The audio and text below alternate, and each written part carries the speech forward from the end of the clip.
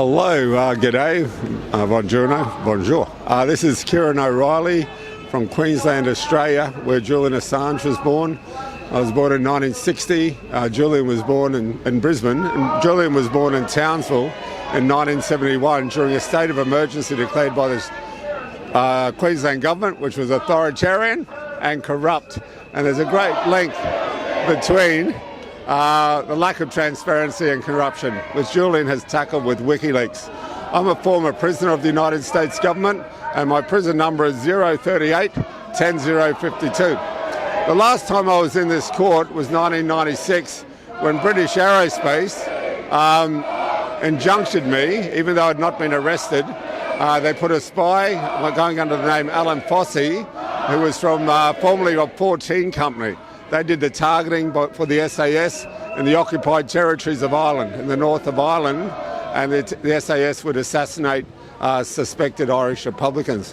Anyway, so the British Aerospace legal team were called Freshfields. They represent Rolls-Royce, and they said, if you accept this injunction being lifelong, we won't charge you court costs. And four of us said, piss off. And we had 2 hours in judges' chambers, and the cost of that the judge decided to give us was £100,000 each for 2 hours. So the last time I walked past St Paul's Cathedral on the way here, and that's where Julian addressed Occupy, probably the last movement that was dynamic mostly in the United States, but also in England and Australia. And that's when people arrived on the front foot. And today, it's a bit of a media spectacle, but hopefully people will begin talking to each other and networking, because Julian Assange is not getting out of Belmarsh prison anytime soon. I was here for Laurie Love's extradition case, and the judge verdict was against the extradition of Laurie Love to the United States. But Laurie still can be lifted in Dublin or Amsterdam or Sydney. This can only be resolved by the United States dropping the charges. And how can anyone be charged with treason when not American? Now, the Brits executed everyone who signed the Irish Proclamation in 1916, except for Eamon de Valera, who was born in the United States and was not a British citizen. So I've been living outside Belmarsh prison for 9 months, and for the first time I was assaulted on Friday by a woman carrying a knife and her boyfriend, who throttled me and threatened to decapitate me. But, you know, what we have to develop is a movement that understands prison solidarity. And when I was in jail in the United States, they put 50 grand bail on me after my sentence was completed, charging me with being guilty of a crime of moral turpitude.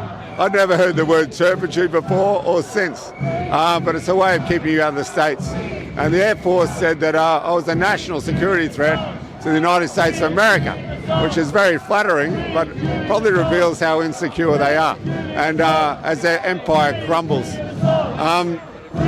So the person who put up 20 grand for me was the voice of Shaggy on Scooby-Doo. Yeah, Casey Kasem. And when Dennis Banks, an American Indian movement activist, escaped from a federal penitentiary, he organised his own early release program. Marlon Brando lent him the vehicle to get to Canada. So there's all sorts of ways to support a prisoner. Writing letters and postcards, very important. That stopped me being bashed in jail in Texas, where I was the only white boy, with a lot of people who had unresolved issues with white boys. So here we are at the Royal Courts of Justice, expecting no justice. Apparently Declassified have released that one of the judges is closely connected to MI6. Surprise, surprise, surprise. The organisers here are going to march to Downing Street, which I think is irrelevant. I think they should be beseeching King Charles III to exercise his royal prerogative to release Julian Assange. You can't free Julian Assange. He's the freest person I've met since Phil Berrigan, and both those guys didn't appear to be intimidated by the threat of prison or death when non-violently confronting empire. And I've got a friend, Colin Roddy. He wrote a letter to King Charles and he got a letter back. So wherever you are in the world, send a postcard, a photo of your town, beseeching King Charles III to exercise his royal prerogative. I've got another friend, Justin Morahan. When Marion Price was lifted, he wrote to Queen Elizabeth, and Queen Elizabeth wrote back and said, I will exercise my royal prerogative, and Marion was released 5 weeks later. So this is Ciaron O'Reilly signing off from the Royal Courts of Justice, where it's quite cold and wet, unlike Brisbane.